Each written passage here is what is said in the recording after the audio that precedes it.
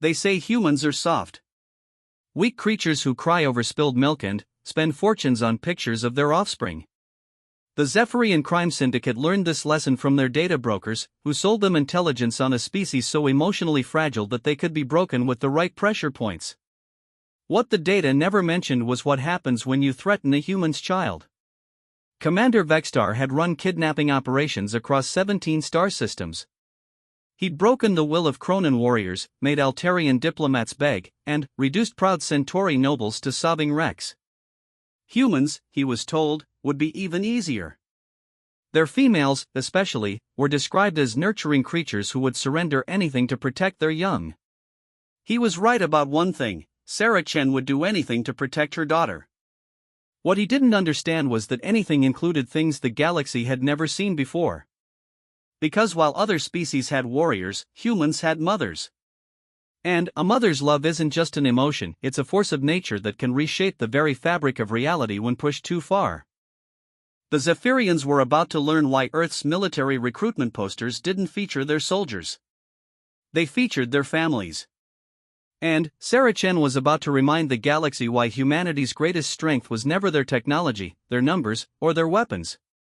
It was what they were willing to become when someone threatened what they loved most. The morning started like any other Tuesday on New Geneva Station. Sarah Chen adjusted the collar of her daughter's school uniform, tucking a strand of black hair behind 7-year-old Emma's ear. The viewing port in their residential pod showed the swirling blues and greens of Kepler 442b below, a sight that still took Sarah's breath away even after 3 years of calling this place home. "Mom, you're fussing again," Emma giggled, squirming away from Sarah's hands. At 7, she was already showing signs of the independence that ran in the Chen family line. Her dark eyes sparkled with intelligence far beyond her years, a trait that both worried and delighted Sarah in equal measure. "Can't help it, sweetheart.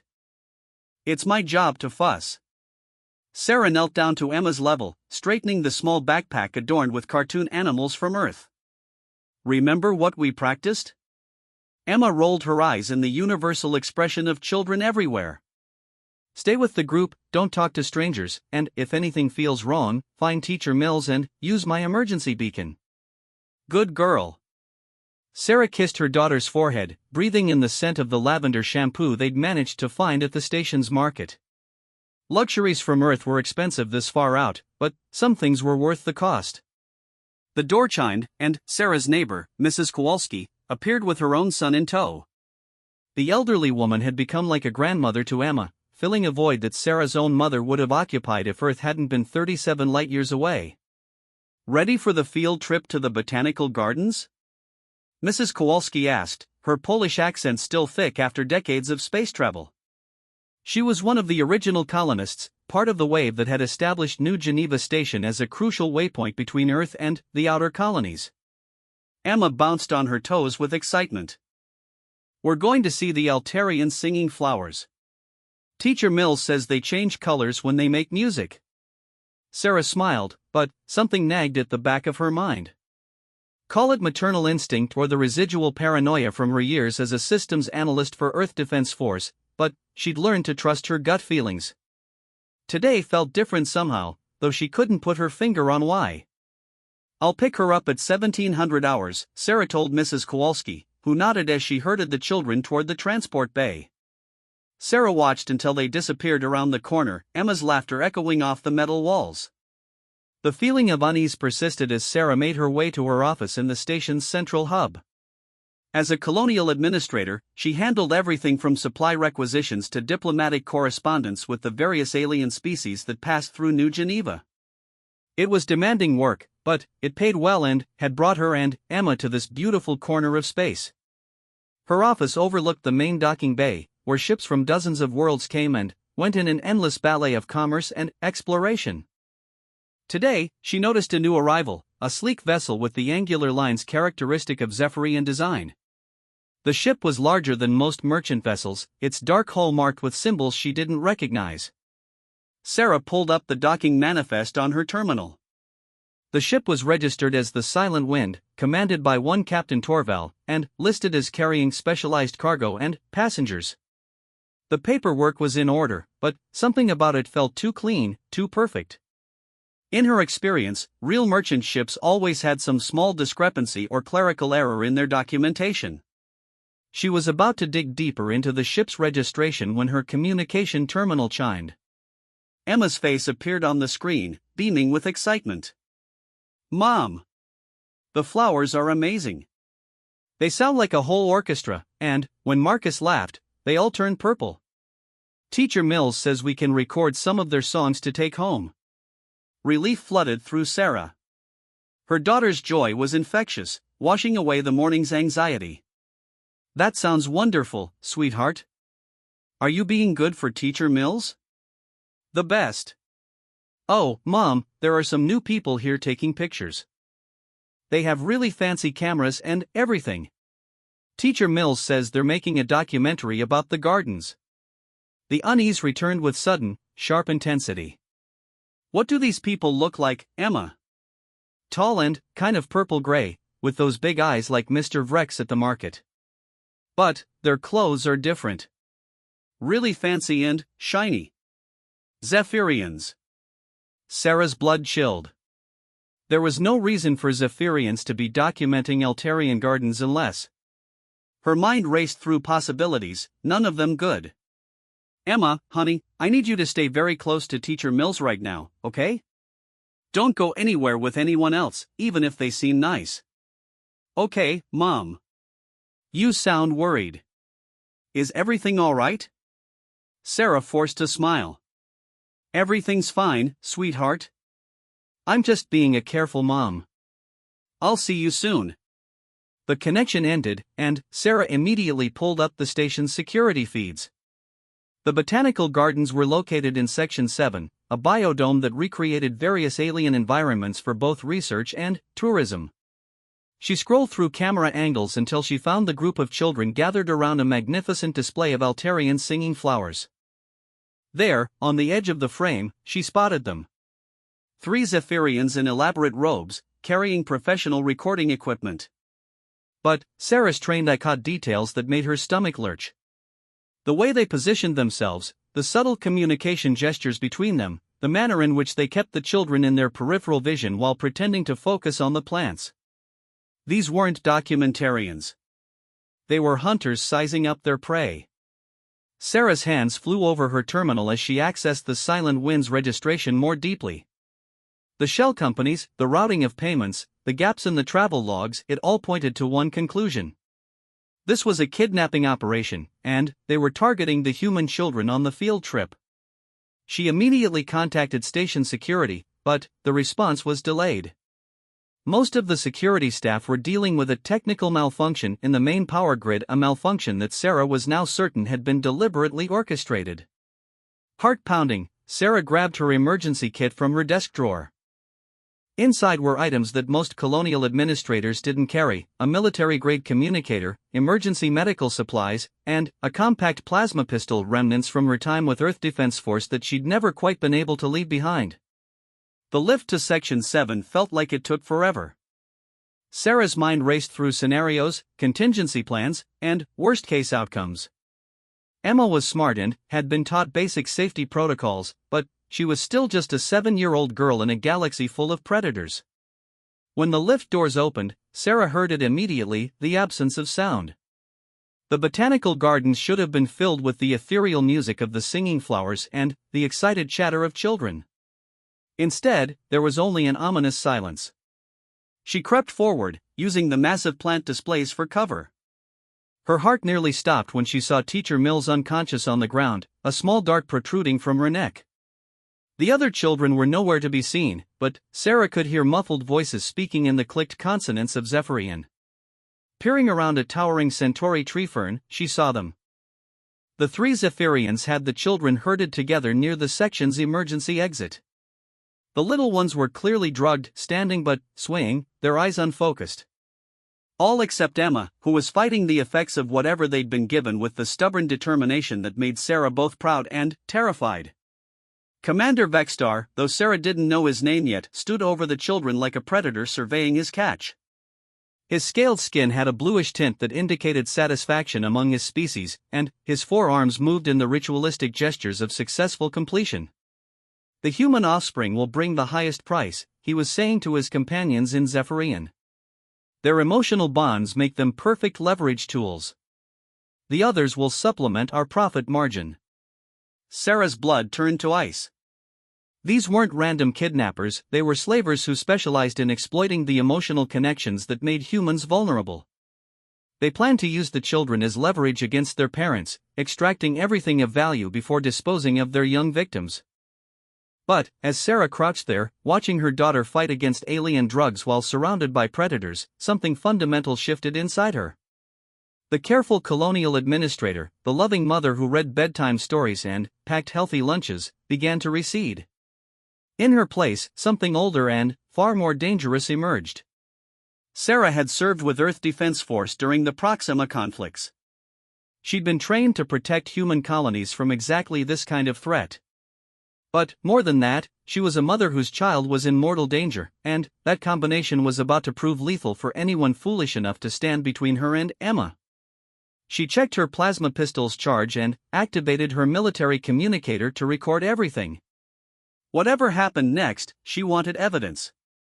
Then, moving with the fluid grace of someone who had spent years training for combat in low-gravity environments, she began to close in on the kidnappers. The Zephyrians had made a crucial error in their intelligence gathering. They knew that humans were emotional creatures who could be broken by threatening their young. What they didn't understand was that this same emotional connection could transform a peaceful administrator into something far more dangerous than any soldier. Emma's eyes found her mother's across the garden, and, for a moment, hope flickered in her drugged gaze. Sarah pressed a finger to her lips, then pointed to the ground. Emma understood immediately and let her legs give out, collapsing among the other children in a way that looked like she was finally succumbing to the drugs. Smart girl. Sarah's heart swelled with pride even as she calculated angles of attack and possible escape routes.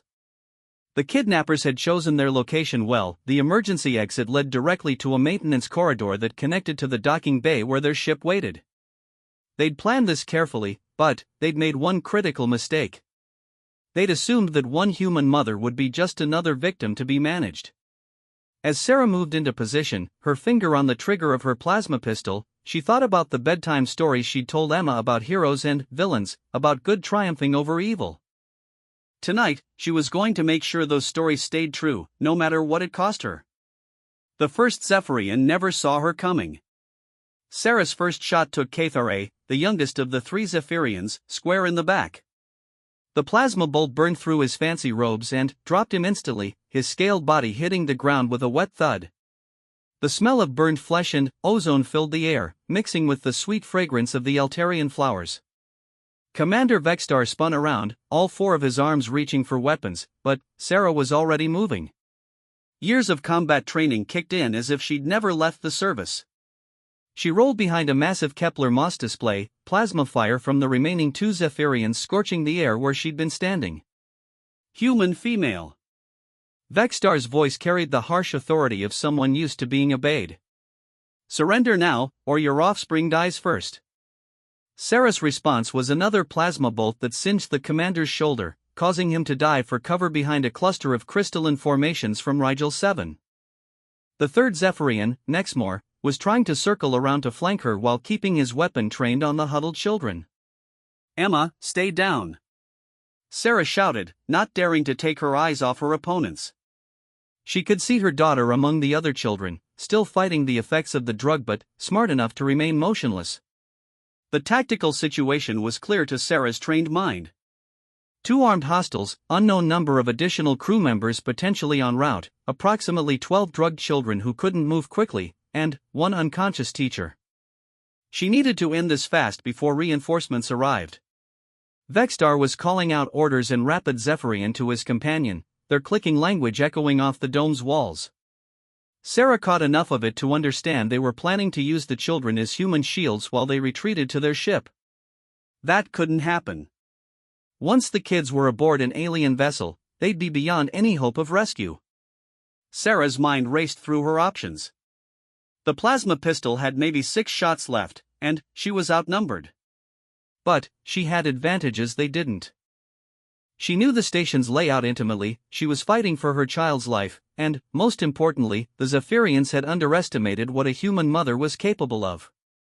She activated her military communicator and broadcast on the emergency frequency. This is Sarah Chen, Colonial Administrator 77 Alpha. We have hostile alien forces in Section 7, Botanical Gardens. Children in immediate danger. I am engaging the hostiles. Send backup immediately. A burst of plasma fire answered her transmission, the energy bolt barely missing her head. Nexmore had used her distraction to get closer, and now he was only 20 meters away with a clear line of sight to both her and the children. Sarah made a decision that would have horrified her peaceful administrator persona but felt completely natural to the mother and soldier she'd become. She stood up, exposing herself to enemy fire, and charged directly at Nexmore while firing continuously. The Zephyrian's four eyes widened in shock. In his species' culture, such a frontal assault was considered either insanely brave or completely suicidal. He raised his weapon to cut her down, but Sarah's military training gave her split-second advantages in reflexes and accuracy. Her plasma bolt caught him center mass just as his own shot scorched past her ear. Nexmore's weapon clattered to the ground as he collapsed, his breathing shallow and labored. Sarah kicked his gun away and spun to face Vexstar, who had emerged from cover with his own weapon aimed at Emma's head. Stop! The commander's voice carried deadly authority. One more step, human, and I will terminate your offspring. Lower your weapon immediately. Sarah froze, her plasma pistol still raised but her heart hammering against her ribs. Emma was looking up at her with those brave, intelligent eyes, trying to stay strong even with a gun pointed at her small head. You have something we want, Vexstar continued, his voice taking on the smooth tones of a practiced negotiator. Your species' emotional attachments make your young extremely valuable in the slave markets. But perhaps we can reach an arrangement. What kind of arrangement? Sarah kept her voice steady, but her mind was calculating distances and angles. The Zephyrian was too far away for a guaranteed shot, and even if she hit him, his finger might tighten on the trigger reflexively. You will accompany us willingly. Your cooperation will ensure that your offspring and the other young ones are treated well during transport. Refuse, and... He pressed the muzzle of his weapon against Emma's temple. The human concept of mercy is not universal. Sarah felt something cold and dark unfurl in her chest. The protective instincts that had driven her to attack were evolving into something more calculating and infinitely more dangerous. She thought about the military briefings she'd attended about Zephyrian slaving operations, the reports of what happened to their victims. All right, she said, slowly lowering her weapon. You win. I'll come with you. Vexstar's scaled lips curved in what passed for a smile among his kind. Wisdom. Your reputation for emotional attachment serves you well in this instance.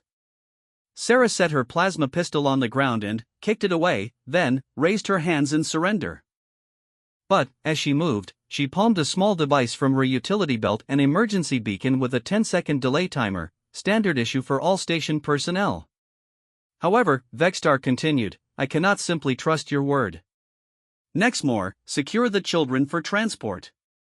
Begin with the human's offspring. The wounded Zephyrian struggled to his feet, his breathing ragged but his eyes filled with predatory satisfaction. He reached down to grab Emma's arm, and that was when Sarah activated the beacon and made her move. The beacon's shrill alarm filled the dome, designed to alert every security system on the station to a critical emergency. But, more importantly, it provided the distraction Sarah needed.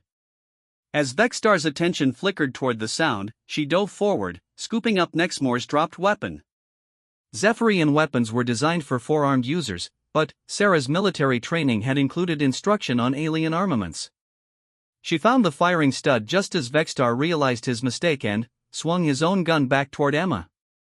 The alien weapon felt strange in her hands, heavier than human designs and awkwardly balanced. But, at close range, accuracy mattered more than familiarity. Sarah's shot took Vexstar in the shoulder, spinning him around and sending his weapon skittering across the dome floor. Nexmore lunged at her with the desperate strength of the dying, all four arms reaching for her throat. But Sarah had fought aliens before, and she knew their anatomy. A knee strike to his lower torso found the nerve cluster that Zephyrians shared with Earth reptiles, and he collapsed with a strangled hiss. Vexstar was crawling toward his fallen weapon, leaving a trail of purple blood on the white floor. Sarah picked up her plasma pistol and followed him, her movements calm and deliberate. "Please," the commander gasped, his authority replaced by desperation. "I can pay you. Credits, rare minerals, information about other human settlements." Sarah knelt beside him, making sure Emma couldn't see what she was about to do. "You made a mistake," she said quietly. "You thought humans were weak because we love our children. But that's exactly what makes us dangerous." Vexstar's four eyes met hers, and she saw the moment he understood that he'd miscalculated catastrophically. The data his species had gathered about humans had told them about emotional vulnerability, but it had failed to mention that human mothers were perhaps the most dangerous predators in the known galaxy when their young were threatened. The plasma bolt was quick and clean. Vexstar would never threaten another child. Sarah stood up and surveyed the botanical dome. 3 dead Zephyrians, 12 drugged children beginning to stir as the sedatives wore off, and 1 unconscious teacher. The emergency beacon was still wailing, and she could hear security forces finally responding in the distance. Emma was sitting up now, her eyes clear and focused. "Mom?" Sarah dropped her weapons and rushed to her daughter, gathering the little girl into her arms. Emma felt so small and fragile, but Sarah could feel the strength in her, the same strength that ran in their family line. "It's over, sweetheart. You're safe now." But even as she held her daughter, Sarah's mind was already working on the next problem. 3 Zephyrians on a ship with only 3 crew members? Unlikely. There would be others, and they would be wondering why their associates hadn't returned with their cargo.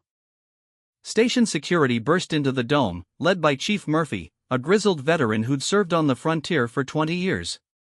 He took in the scene with professional efficiency: the dead aliens, the recovering children, the blood on Sarah's hands. "Ms. Chen? What happened here?" Sarah looked up at him, still holding Emma close. "Kidnapping attempt. 3 hostiles neutralized. Their ship is still docked in Bay 7. There may be additional crew members aboard." Murphy's eyebrows rose. The calm, efficient way Sarah delivered her report told him that there was more to the colonial administrator than he'd previously realized. "Are you injured?" "No. But the children were drugged, and Teacher Mills needs medical attention." The substances used were likely Zephyrian paralytic compounds. As medical teams rushed in to check on the children and Murphy coordinated with his security forces to secure the silent wind, Sarah finally allowed herself to breathe. Emma was safe. The immediate threat was over. But she couldn't shake the feeling that this was just the beginning. Slavers didn't operate alone, and the fact that they'd targeted New Geneva Station specifically meant someone had provided them with detailed intelligence about human families living here. Someone had sold them out, and Sarah was going to find out who.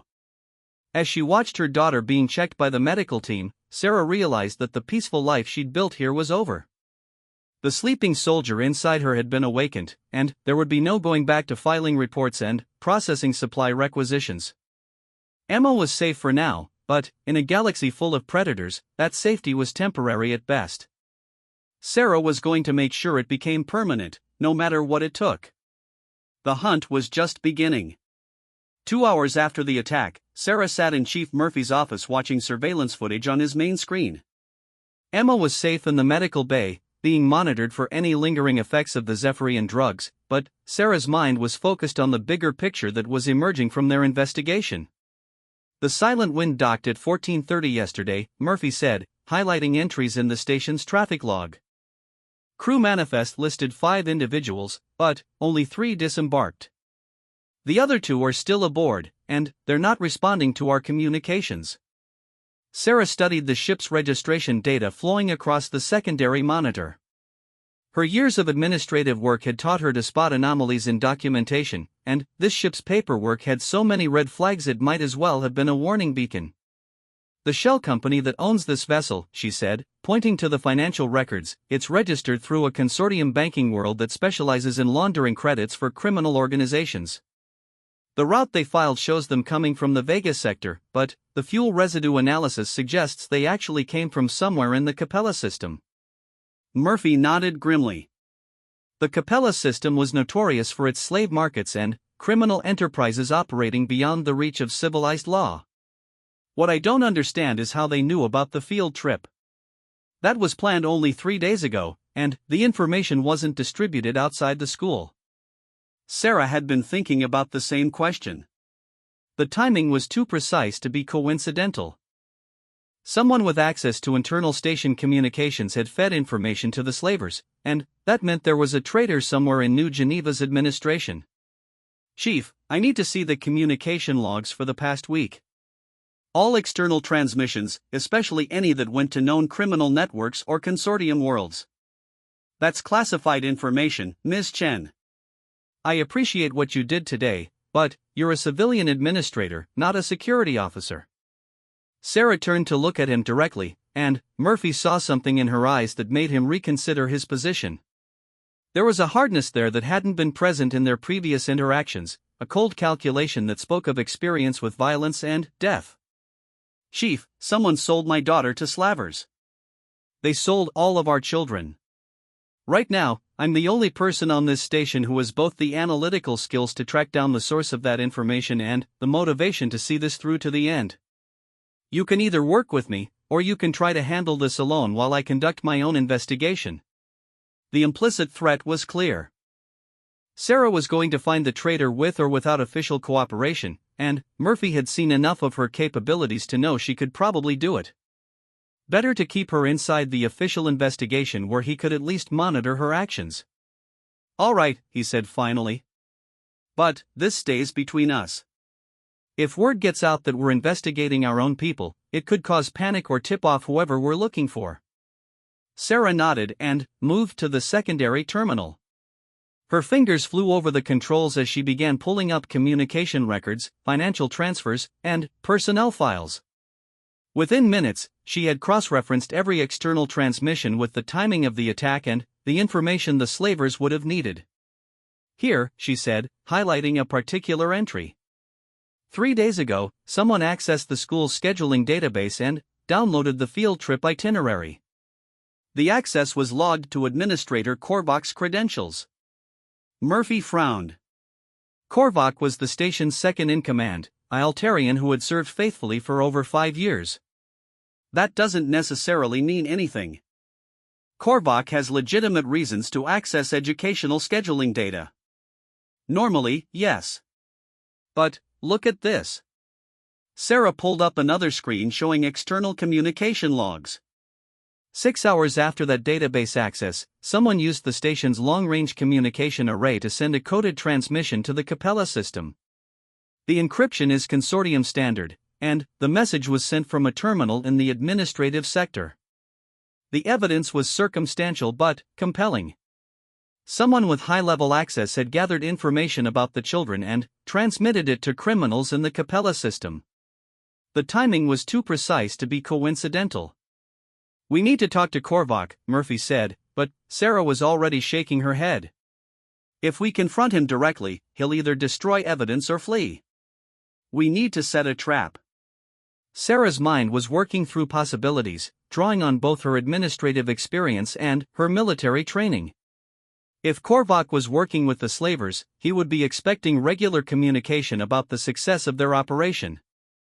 When that communication didn't come, he would either try to contact his criminal partners or prepare to abandon his position. What do you have in mind? Murphy asked. We let him think the operation was successful.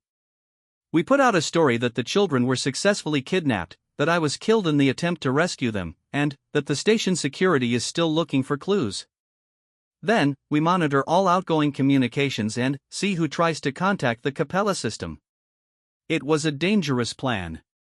If word got out that the children had actually been kidnapped, it could cause station-wide panic. But it would also flush out any additional conspirators who might be hiding among the station's personnel. Murphy considered the proposal. What about the families? They need to know their children are safe. We tell them the truth, but we ask them to maintain operational security. Most of them are colonists, they understand the risks of frontier life. They'll cooperate if it means catching the people who threatened their children.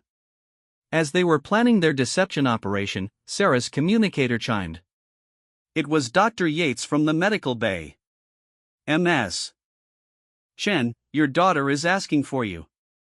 The sedatives have worn off completely, and she's experiencing some anxiety about the incident. Sarah's heart clenched. In the rush of adrenaline and investigation, she'd almost forgotten that Emma was a 7-year-old girl who had just experienced something terrifying. Whatever else was happening, her daughter needed her. I'll be right there, Sarah said, then turned to Murphy. Give me 30 minutes with Emma, then we'll start implementing the plan. The medical bay was quiet when Sarah arrived. Most of the other children had been released to their parents, but Emma was still under observation due to her higher resistance to the Zephyrian drugs. She was sitting up in bed, looking small and vulnerable in the oversized medical gown. Mom! Emma's face lit up when she saw Sarah, but there were still shadows in her eyes that hadn't been there that morning. How are you feeling, sweetheart? Sarah sat on the edge of the bed and took her daughter's hand. Better. But, Mom, those aliens, they were going to hurt us, weren't they? Really hurt us. Sarah struggled with how to answer. Emma was intelligent enough to understand that the situation had been serious, but she was still a child who needed reassurance that the world was a safe place. They were bad people who wanted to do bad things, Sarah said finally. But they can't hurt you anymore. I made sure of that. Emma studied her mother's face with those perceptive eyes. You killed them, didn't you? The direct question caught Sarah off guard. She'd been prepared for fear, for tears, for nightmares. She hadn't been prepared for her 7-year-old daughter's clinical assessment of the situation. Yes, Sarah said quietly. I did what I had to do to protect you and the other children. Emma nodded solemnly. Good. Teacher Mills always says that sometimes good people have to do hard things to stop bad people. Are you going to stop more bad people? What do you mean? The aliens knew about our field trip. Someone told them. You're going to find out who, aren't you? Sarah stared at her daughter in amazement. Even under the influence of alien drugs, Emma had been observing and analyzing the situation. The little girl had picked up on details that suggested a larger conspiracy, and she was processing them with a maturity that was both impressive and heartbreaking. Yes, Sarah said. I'm going to find out who helped them. I want to help. Absolutely not. You're going to stay somewhere safe while the adults handle this. Emma's expression became stubborn, a look that Sarah recognized from her own childhood. Mom, I heard them talking when they thought I couldn't understand. They spoke in standard sometimes, not just their alien language. They mentioned other places, other families they were going to target. Sarah felt ice form in her stomach. What did they say exactly? The tall one with the fancy armor said something about Phase 2 and the Chen family was just the beginning. He said once they proved humans could be harvested efficiently, they were going to expand operations to other colonies. The implications were staggering. The attack on New Geneva wasn't an isolated incident, it was a test run for a larger operation targeting human settlements throughout the galaxy. And Emma had heard intelligence that could be crucial for stopping it. Emma, this is very important. Do you remember anything else they said? Any names of places or people? Emma closed her eyes, concentrating with the serious focus that children apply to important tasks. The shorter one mentioned something called Operation Soft Target. And he said their boss was waiting for confirmation that human children were sufficiently docile for market integration. Sarah felt sick. The Zephyrians weren't just opportunistic kidnappers, they were part of a systematic campaign to evaluate human children as potential slaves. The attack on the botanical gardens was reconnaissance for a much larger and more horrific operation. There's something else, Mom. When they first grabbed us, before the drugs really kicked in, I saw one of them talking to someone on a communicator. The person on the other end wasn't alien, they sounded human. That confirmed Sarah's suspicions about an inside collaborator, but it also suggested the conspiracy might be larger than just one traitor on New Geneva Station. There could be human accomplices throughout the colonial network, feeding information to alien slavers and facilitating attacks on their own kind. Sarah hugged her daughter tightly, feeling the weight of responsibility settling on her shoulders. This wasn't just about protecting Emma anymore, it was about protecting every human child in the galaxy from a coordinated campaign of enslavement and terror. Emma, I need you to promise me something. Don't tell anyone else what you just told me, not even Mrs. Kowalski or your friends. This information is dangerous, and there might be bad people who would hurt you to keep you quiet. I promise, Mom. But you're going to stop them, right? All of them? Sarah looked into her daughter's trusting eyes and made a vow that would reshape her life and set her on a path of violence and justice that would echo across the galaxy. Yes, sweetheart. I'm going to stop them all. As she left the medical bay to rejoin Murphy and begin their investigation, Sarah realized that the Zephyrians had made an error far more fundamental than simply underestimating human mothers.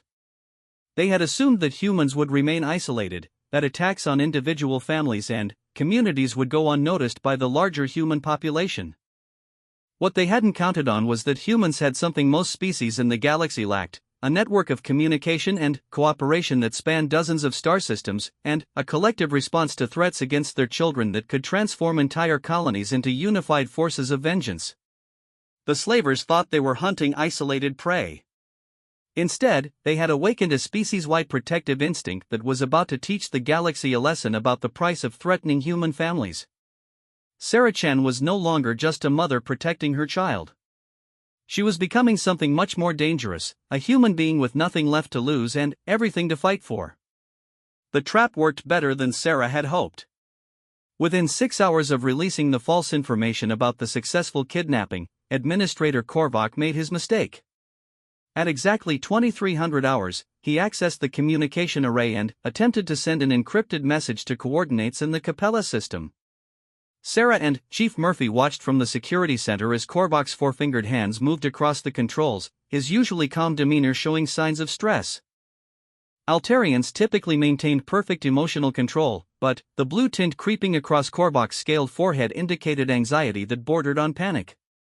"He's using a military-grade encryption cipher," Murphy observed, studying the data stream. "That's not something a civilian administrator should have access to." Sarah was already tracing the encryption pattern through the station's databases. Her years of intelligence training with Earth Defense Force gave her insights that most colonial administrators lacked. It's not just military-grade, it's specifically Consortium Special Forces. This isn't some corrupt bureaucrat selling information for credits. Korvac is a trained operative. The implications were staggering. If an enemy agent had been placed in a senior administrative position on New Geneva Station, it suggested a level of planning and infiltration that went far beyond opportunistic slaving operations. Someone was conducting systematic intelligence gathering on human colonial settlements, and they had been doing it for years. "The message is ready to transmit," Murphy said, his hand hovering over the control that would intercept and block the communication. "Do we stop it now?" "No. Let it go through, but monitor the response. If Korvac is part of a larger network, his handlers will reply with new instructions. We need to identify the full scope of this operation before we make arrests." Sarah's mind was working through the tactical situation like the military officer she had once been. Every piece of intelligence they gathered now could save human lives later, but every moment they delayed gave the enemy more time to react to the failure of their kidnapping operation. The message transmitted successfully, its encrypted contents racing across space toward the criminal networks in the Capella system. Now they had to wait for a response and hope that Korvac's handlers would reveal enough information to expose the full extent of their operations. While they waited, Sarah pulled up Korvac's personnel file and began a detailed analysis of his background. What she found made her blood run cold. "Murphy, look at this." Korvac's previous postings, he's been assigned to every major human settlement that's experienced unexplained disappearances in the past 3 years. New Johannesburg, Kepler Station, the agricultural colonies in the Vega sector. Murphy leaned over her shoulder to study the data. You think he's been gathering intelligence for slavers on multiple worlds? Worse than that. Look at the pattern of disappearances. It's not random, they're targeting specific demographics. Children from families with technical expertise, spouses of military personnel, individuals with rare genetic markers that would be valuable to alien collectors. Sarah cross-referenced the disappearance reports with Korvac's duty assignments and found a correlation so precise it could only be intentional. In every case, the missing individuals had been identified and tracked through administrative databases that Korvac would have had access to. How many people are we talking about? Murphy asked grimly. At least 200 confirmed disappearances across 7 star systems. Probably more that haven't been reported or investigated properly. Sarah felt sick as the scope of the conspiracy became clear. This isn't just about Emma and the children here. Korvac has been facilitating the systematic harvesting of human beings for alien slave markets for years. The communication console chimed, indicating an incoming response to Korvac's message. Sarah and Murphy watched as the Eltarian carefully decoded the transmission, his movements becoming more agitated as he read the contents. Can you intercept that response? Sarah asked. Already on it. Murphy was recording everything as his technical team worked to break the encryption. Standard consortium cipher shouldn't take long to crack with our new quantum processors. While they waited for the decryption, Sarah noticed something else troubling in Korvac's behavior. Instead of shutting down the communication system and returning to his quarters as she'd expected, he was accessing additional databases. Financial records, shipping manifests, and, most alarmingly, the personal files of every human family on the station. He's compiling a target list, Sarah realized. Whatever that message told him, he's preparing for immediate action. The decryption completed, and the contents of the alien message appeared on their screens. Sarah's blood turned to ice as she read the instructions Korvac had received from his handlers. Operation Soft Target Compromised. Implement emergency harvesting protocols immediately. Prioritize high-value subjects, technical personnel, military dependents, genetic specimens. Terminate local operation after asset extraction. New assignment coordinates follow. Murphy was already reaching for his communicator to alert station security, but Sarah grabbed his arm. Wait. If we move now, we might save the people on this station, but Korvac's network will disappear and continue operating elsewhere. We need to let him make his next move and trace it back to the source. Are you insane? That message is telling him to kidnap or kill every valuable human on this station. Sarah understood Murphy's horror, but her military training was overriding her emotional response. Sometimes you had to accept casualties to prevent a larger disaster, and right now the larger disaster was a galactic network of human traffickers who would continue their operations indefinitely if not exposed completely. Look at the new assignment coordinates, she said, highlighting a section of the message. Those aren't just random locations, they're major human colonies with populations in the hundreds of thousands. If this network isn't stopped here and now, the casualties will be measured in generations, not individual lives. Murphy stared at the coordinates, recognizing several as core worlds in the Human Colonial Alliance. New Tokyo, Europa Station, the terraforming colonies around Proxima Centauri, all potential targets for systematic enslavement operations. What are you proposing? We let Korvac think his emergency protocols are working. We evacuate the high-value targets quietly while making it look like normal station operations. Then, we follow him when he tries to extract with his prisoners, and we trace his route back to the central command structure. It was a dangerous plan that required split-second timing and perfect coordination. But, if it worked, they could expose and destroy an enemy network that threatened every human settlement in the galaxy. And, if it doesn't work? Murphy asked. Then, my daughter grows up in a galaxy where human children are hunted like animals by alien predators who have human accomplices helping them. Murphy made his decision. What do you need? Sarah was already pulling up schematics of the station and analyzing Korvac's most likely course of action. Emergency evacuation protocols for sections 7 through 12. Make it look like a reactor maintenance issue, something that would require temporary relocation but wouldn't cause panic. I need a security team that can follow at distance without being detected, and I need access to a fast ship in case Korvac tries to flee the station. Done. What about you and Emma? Emma goes to the secure shelter with the other evacuated families. I go hunting. Sarah was strapping on tactical gear when her communicator chimed with an urgent message from Dr. Yates. Emma was missing from the medical bay. What do you mean, missing? Sarah's voice carried a deadly calm that made Murphy step back. She was here an hour ago when I checked on her. Now her bed is empty, and none of the staff saw her leave. Miss Chen, there's something else. We found this on her pillow. Dr. Yates held up a small device that Sarah recognized immediately, a consortium tracking beacon, the kind used to monitor high-value prisoners during transport.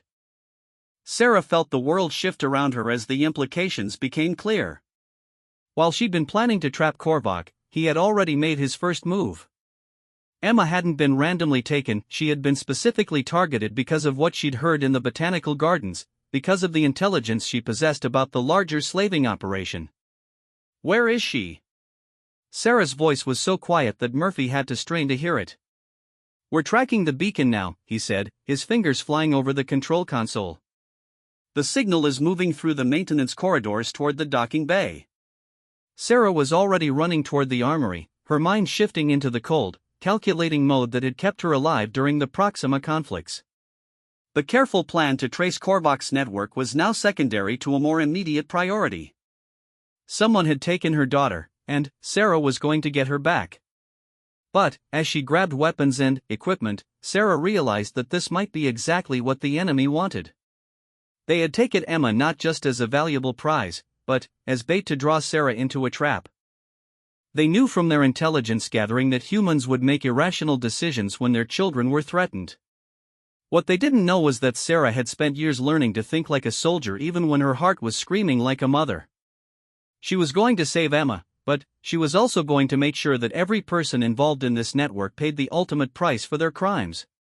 The beacon's signal led toward Docking Bay 7, where the Silent Wind waited with its surviving crew members. As Sarah moved through the station's corridors with lethal purpose, she sent a coded message to every human settlement within communication range. The message was simple: Operation Soft Target exposed. Human trafficking network identified. Protect your children. Trust no one in administrative positions. More information to follow. By the time Sarah reached the docking bay, her warning was already propagating through the colonial communication network, reaching administrators, security chiefs, and military commanders across dozens of star systems. The careful infiltration and intelligence gathering that had made the slaving operation possible was about to become its greatest weakness. Because while the enemy had been learning about human emotional vulnerabilities, they had failed to understand the most important thing about humanity: when one of their children was threatened, they didn't just respond individually. They responded as a species. Sarah approached Docking Bay 7 with the absolute certainty that she was walking into a trap. But she was also walking into it as the representative of every human parent in the galaxy, carrying with her the collective rage of a species that was about to teach the universe a lesson about the price of threatening their young. The hunt was no longer just about saving Emma. It was about making sure that no human child would ever again be seen as prey by the predators that lurked in the darkness between the stars. Sarah reached Docking Bay 7 to find it empty except for the Silent Wind and 2 unconscious security guards. The ship's boarding ramp was extended, and she could see lights flickering in the main cabin. Emma's tracking beacon was definitely somewhere aboard the vessel, but Sarah's military instincts warned her that the situation was too convenient, too obvious. She activated her tactical scanner and immediately detected 4 life signs aboard the ship, 2 in the main cabin, 1 in what appeared to be a storage hold, and 1 near the bridge. The signature in the storage area was smaller than the others, consistent with a human child. Sarah's hands tightened on her plasma rifle as she approached the boarding ramp. Every step could be walking into a trap, but Emma was somewhere in that ship, and that was the only calculation that mattered. Human female. The voice came from the ship's external speakers, carrying the arrogant authority that Sarah had learned to associate with Zephyrian commanders. You will board this vessel alone and unarmed, or your offspring will suffer consequences that extend far beyond simple termination. Sarah paused at the base of the ramp. Through her tactical display, she could see that additional consortium ships were approaching New Geneva Station, at least 3 vessels that had been hiding in the asteroid field beyond the system's edge. This wasn't just about Emma anymore. This was a full-scale military operation designed to capture or eliminate everyone who had learned about the trafficking network. "I'm coming aboard," Sarah called out, setting her rifle on the deck but keeping her sidearm concealed. "But first I want to hear my daughter's voice." A moment later, Emma's voice came through the speakers. "Mom, don't come. It's a trap. They're not just here for me, they're here to." The transmission cut off abruptly, but Emma had managed to confirm what Sarah already suspected. This wasn't a hostage exchange, it was an elimination operation designed to remove all witnesses to the trafficking conspiracy. Sarah climbed the boarding ramp with her hands visible but her mind calculating angles and distances. The ship's interior was typical Zephyrian design, all sharp angles and dim lighting designed to intimidate. She could smell the metallic scent of alien technology mixed with something that made her stomach clench, the pheromone residue left by frightened humans. "Continue forward to the main cabin," the voice commanded. "Any deviation from the specified route will result in immediate harm to your offspring." Sarah walked through the narrow corridors, passing storage compartments that her scanner indicated contained restraint equipment, sedative dispensers, and worse things that she didn't want to identify. This ship was specifically designed for transporting unwilling passengers, and the professional nature of the equipment told her that the Zephyrians had been perfecting their methods for years. The main cabin opened into a larger space where 2 Zephyrians waited with weapons trained on her. Between them stood Administrator Korvac, his usually calm demeanor replaced by the cold efficiency of a revealed operative. "Miss Chen," Korvac said in his precisely accented standard. "Your reputation for emotional attachment has proven most useful in bringing you here. Though I must admit, your tactical skills have exceeded our initial intelligence estimates." Sarah kept her hands visible while scanning the room for Emma. "Where is my daughter?" "Safe, for the moment.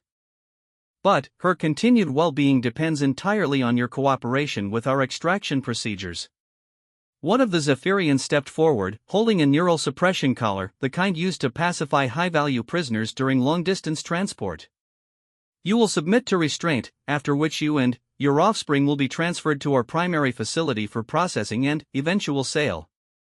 Sarah looked at the collar and felt something fundamental shift inside her mind. The careful balance between maternal instinct and tactical thinking that had carried her this far suddenly crystallized into absolute clarity.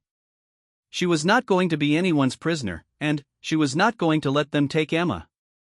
"Before I agree to anything," she said, "I want to understand something. Why children? Why target human families instead of easier prey?" Korvac's expression became almost academic. "Your species possesses unique psychological characteristics that make your young exceptionally valuable in certain markets.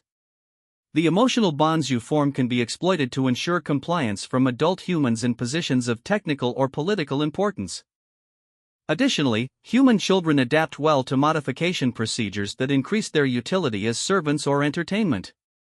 Sarah felt ice-cold rage building in her chest, but she kept her voice level. "How many children have you sold? From this sector alone?" "Approximately 300 over the past 4 years. System-wide, our network processes nearly 10,000 human subjects annually. It has become quite profitable." The casual way he discussed the enslavement and torture of human children told Sarah everything she needed to know about the enemy she was facing. These weren't desperate criminals acting from poverty or desperation, they were calculating predators who had industrialized the destruction of human families. "And after you process me and Emma? Your daughter will be modified for domestic service."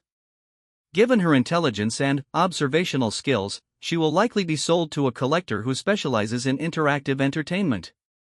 You will be used as leverage against Earth Defense Force personnel who might interfere with our operations. Your military background makes you particularly valuable for that purpose." Sarah nodded as if considering the proposal, but her hand was slowly moving toward the concealed weapon at her back. "There's just one problem with your plan. Which is? You forgot to account for what happens when you threaten a human mother's child." Sarah's plasma pistol cleared its holster in a movement so fast that the first Zephyrian was dead before his forearms could reach his weapon. The second alien managed to fire a shot that scorched the bulkhead next to Sarah's head, but her return fire took him center mass and dropped him instantly. Korvac was reaching for his communicator to call for reinforcement when Sarah's third shot shattered his hand and sent the device spinning across the deck. "Emma!" Sarah shouted. "Where are you?" "Storage compartment 3, came the muffled reply. "Mom, be careful. There are more of them coming." Sarah could hear movement in the corridor behind her, additional crew members responding to the sound of weapons fire. She grabbed Korvac by his injured arm and pressed her gun to his head. "How many more crew on this ship?" "2 in the bridge, 1 in engineering," Korvac gasped, purple blood dripping from his wounded hand. "But it does not matter. The fleet arriving from Capella carries 50 ships and enough firepower to reduce this station to debris. Your resistance is meaningless." Sarah felt her blood chill. If a consortium battle fleet was approaching New Geneva, the station's small security force wouldn't stand a chance.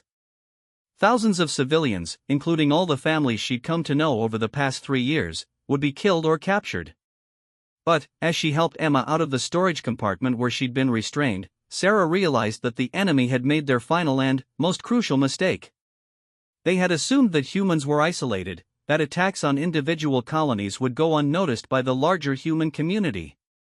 What they hadn't counted on was the message Sarah had sent 2 hours ago, the one that was now propagating through the quantum communication network that connected every human settlement within 100 light-years.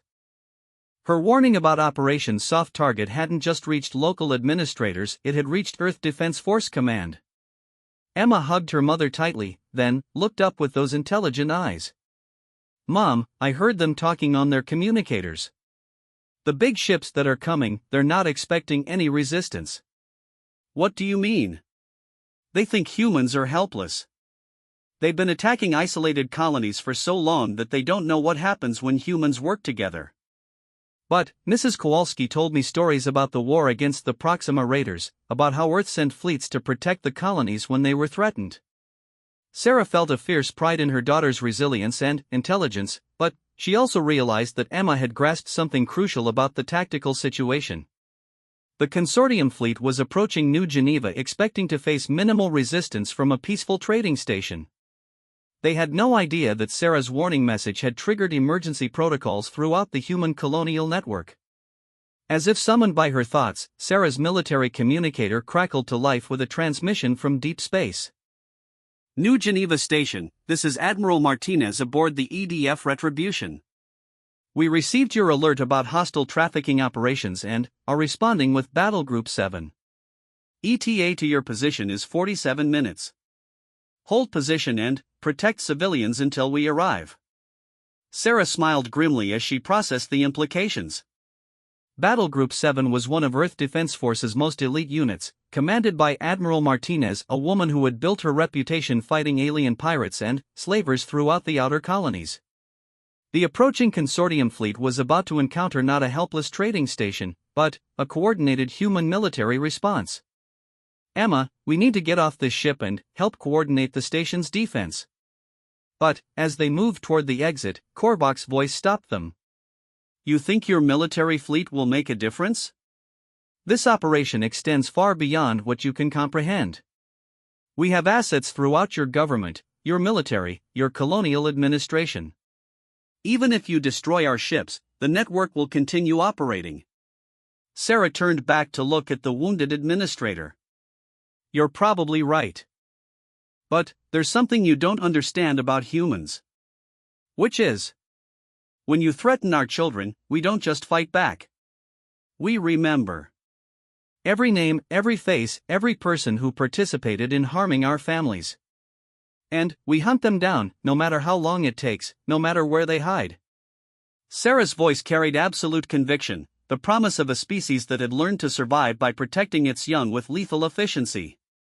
Your network might continue operating for a while, but every human family in the galaxy now knows you exist. Every colonial administrator, every military commander, every parent who has ever told their child a bedtime story about monsters, they're all looking for you now. The fear in Korvac's eyes told Sarah that he understood the implications.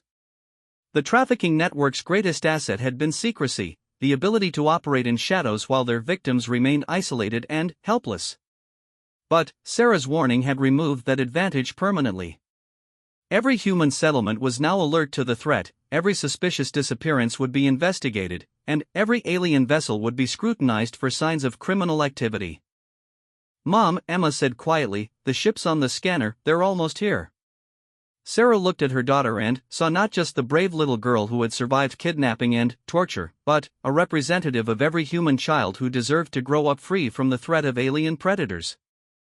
The approaching battle would determine whether that future was possible. As they made their way back to the station to coordinate with Chief Murphy and prepare for the arrival of both the Consortium Fleet and Earth Defense Force, Sarah realized that this moment would be remembered as a turning point. Not just for New Geneva Station, but for humanity's place in a galaxy full of predators. The slavers had thought they were hunting isolated prey. Instead, they had awakened a protective instinct that spanned star systems and would reshape the balance of power throughout known space. Because while other species had warriors and hunters, humans had families. And when you threaten a human family, you don't just face the parents, you face an entire civilization that has learned to put the protection of children above every other consideration. The Consortium fleet was about to learn why Earth's colonies had survived and prospered in a hostile galaxy, why human settlements continued to expand even when surrounded by alien empires, and why the simple phrase "human mother" had become synonymous with lethal protection throughout the known worlds. Sarah Chen had started this day as a colonial administrator worried about her daughter's field trip. She was ending it as the catalyst for a species-wide response that would echo through history. And Emma would grow up in a galaxy where monsters learned to fear the sound of human lullabies, because they knew that the mothers who sang them would do anything, absolutely anything, to protect their children.